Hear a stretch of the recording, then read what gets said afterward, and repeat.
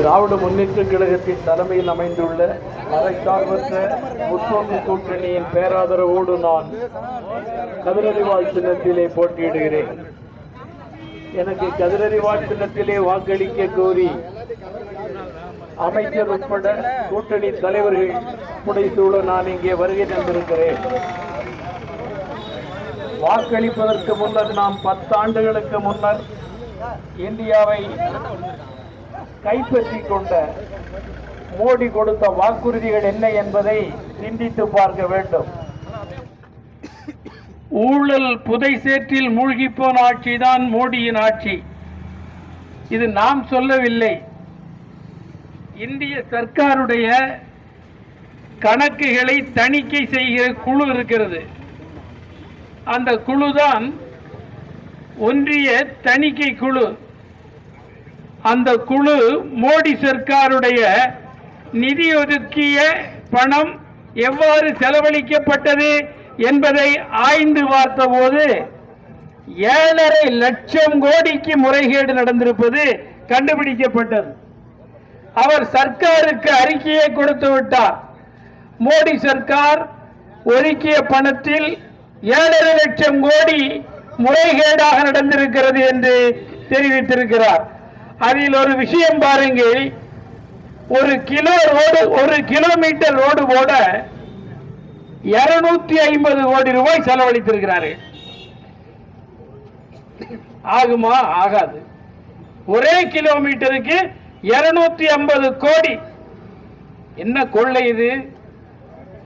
மகத்தான கொள்ளை, மிகப்பெரிய கேவலம்.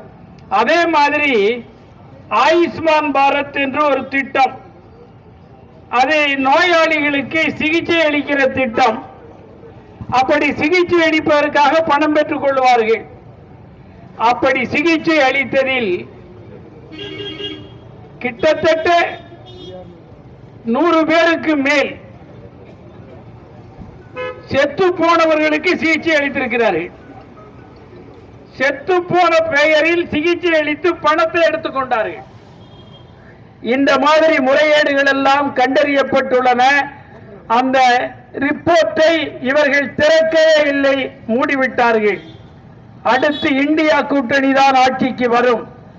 இந்தியா கூட்டணி ஆட்சிக்கு வந்தவுடன் இவர்களின் முறைகேடுகள், சட்டவிரோத செயல்கள், தேச விரோத நடவடிக்கைகள் உட்பட சகலமும் விசாரணைக்கு உட்படுத்தப்படும்.